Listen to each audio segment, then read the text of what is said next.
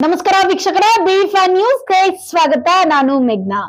ಮೀನಿನೊಂದಿಗೆ ಈ 8 ಆಹಾರ ಸೇವಿಸಬೇಡಿ. ಯಾಕಂದ್ರೆ ವೀಕ್ಷಕರೇ, ಮೀನಂದ್ರೆ ಯಾರಿಗೆ ಇಷ್ಟವಿಲ್ಲ ಹೇಳಿ. ಹಾಗಾಗಿ ಮೀನು ಪ್ರಿಯರು ಯಾವ ಆಹಾರವನ್ನ ಅದರ ಜೊತೆ ಸೇವಿಸಬಾರದು ಎಂದು ನೋಡೋಣ ಬನ್ನಿ.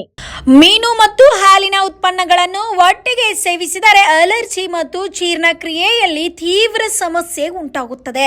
ಮೀನಿನೊಂದಿಗೆ ನಿಂಬೆ ರಸವನ್ನು ಸೇರಿಸಿದರೆ ಅದು ವಿಷಕಾರಿಯಾಗಬಹುದು.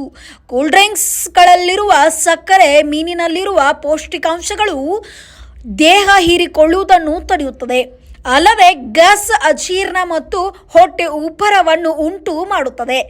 ಸೊಪ್ಪಿನಂತಹ ಹಸಿರು ಎಲೆಗಳ ತರಕಾರಿಗಳನ್ನು ಮೀನಿನೊಂದಿಗೆ ಸೇವಿಸಿದರೆ ಗ್ಯಾಸ್, ಹೊಟ್ಟೆ ಉಬ್ಬರದಿಂದ ಜೀರ್ಣಕ್ರಿಯೆಯ ಸಮಸ್ಯೆಗಳು ಉಂಟಾಗುತ್ತದೆ.